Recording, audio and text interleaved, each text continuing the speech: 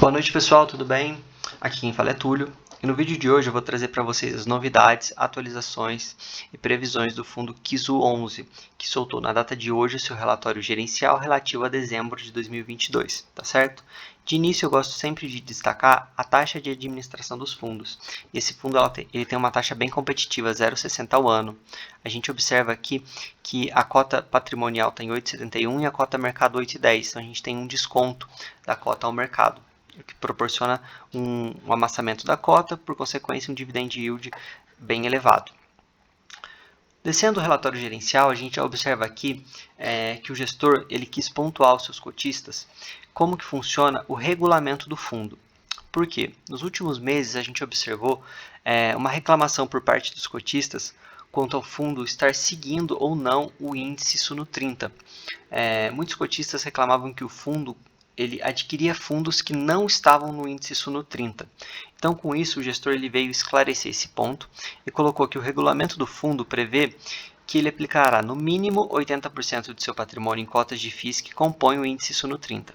Os 20% residuais, de forma intencional no regulamento, foram deixados para que a gestão ativa da Quilima, única responsável pela gestão do fundo, buscasse superar o índice de referência. O que ele quer dizer aqui?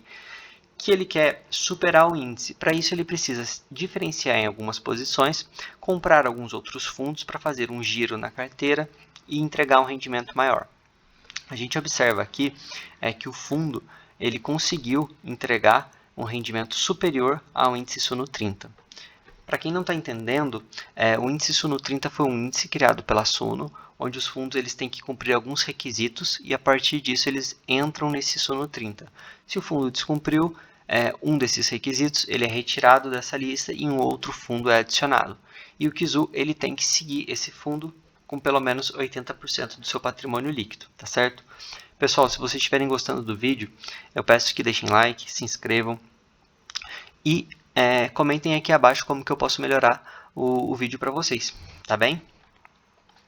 Seguindo, o gestor ele explica como que ele faz para conseguir esse rendimento maior que o fundo apresentou. Então ele coloca o timing de mercado, utilizando a experiência da nossa gestão para encontrar os melhores momentos de comprar ou vender, posições de fundos que compõem o índice de referência. Tão importante durante o ano de 2002, a escolha de alocação em novas estratégias espelhadas por novos fundos do portfólio que gerem alfa e descorrelação. Então isso aqui basicamente foi o que eu acabei de dizer. O fundo ele tem que fazer esse giro de carteira, diferenciar algumas posições para conseguir entregar uma rentabilidade maior, tá bem? Nesse trecho do relatório gerencial, para quem quiser ler, está bem interessante. Ele traz aqui a visão do gestor do cenário macroeconômico do país, as preocupações com o novo governo, na questão fiscal. Eu vou passar essa parte para me ater ao fundo, mas recomendo para vocês que vocês leiam, também está bem interessante. Aqui abaixo ele já volta a falar do fundo e ele diz que o fundo ele tem cerca de 35% do seu PL alocado em fundos de papel. E a gente sabe que em 2022, no segundo semestre, a gente teve 3 meses de deflação, por consequência os fundos de papel tiveram seu rendimento afetado. Então ele coloca aqui que a deflação afetou, mas que tudo já está se normalizando. Ele coloca que o Kizu estava com 97,6% da carteira alocada em FIIs e, apesar da deflação, ele conseguiu entregar 0,09 por cota, um resultado acima da média do último semestre. Tá bem? Novamente aqui ele coloca sobre o desempenho do fundo, falando sobre o número de cotistas e a distribuição desses cotistas pelo Brasil.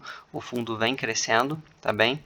Ele coloca aqui que a maior parte do fundo é composta por pessoa física, é bem interessante, praticamente em todos os estados, acredito que em todos os estados tem cotistas do fundo. A evolução, aqui é uma outra parte interessante. Ele coloca aqui toda a alocação do fundo Kizu 11 e os fundos que ele comprou. Então, eu destaquei para vocês os fundos que não pertencem ao índice Suno 30. Quem quiser conferir, o índice é bem fácil. Tenho aqui, só colocar no Google, índice Suno 30. Quem quiser printar ou pausar o vídeo, aqui tem a lista. E aí vocês podem observar que esses fundos que estão destacados são os fundos que não compõem o índice. Em uma conta rápida, dá mais ou menos 14% do PL, então ele está cumprindo o regulamento, tá certo? Bem interessante também esses gráficos. A gente pode observar que o fundo ele tem uma distribuição de mais ou menos 65% em tijolo e 35% em papel, que é um balanço interessante. Quase todo alocado em cotas de FIIs, tem aqui uma migalhinha em renda fixa, que é interessante até para aproveitar oportunidades de mercado.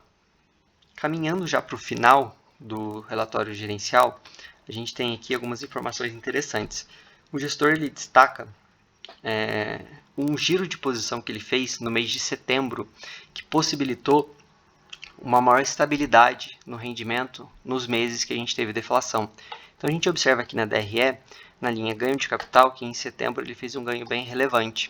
E aqui ele explica, apesar de estarmos acompanhando uma redução marginal nos resultados obtidos com os rendimentos dos fundos da carteira, uma vez que a subclasse em que estamos mais expostos, os fundos de papéis, tiveram seus rendimentos impactados negativamente, em razão da deflação, a reserva dos resultados que acumulamos no início do semestre, muito beneficiada pelo ganho de capital com o giro da posição do KNCR no mês de setembro, tem possibilitado a estabilidade nos rendimentos, e aqui fica bem claro. Então, pessoal, é interessante o fundo conseguir fazer esse tipo de giro para conseguir dar uma maior previsibilidade para os rendimentos. Bom, indo para o final do vídeo, eu preciso esclarecer que todo esse vídeo não é uma recomendação de compra, é simplesmente uma leitura do relatório gerencial com uma análise feita por mim, ok? Não é uma recomendação de compra ou de venda. Assim como não é nenhum tipo de guidance que eu vou falar daqui para frente. Eu acredito que o fundo consiga manter 0,08, 0,09 ao mês, e se ele conseguir fazer alguns giros, ele consegue até entregar um pouquinho mais. Tá bem? Pessoal, se vocês gostaram do vídeo, eu peço mais uma vez que se inscrevam, deem like, comentem, e todos os dias aqui no canal eu trarei vídeos comentando as notícias dos fundos imobiliários e demais assuntos que permeiem o mundo dos investimentos. Tá bem? Tenham todos uma boa noite.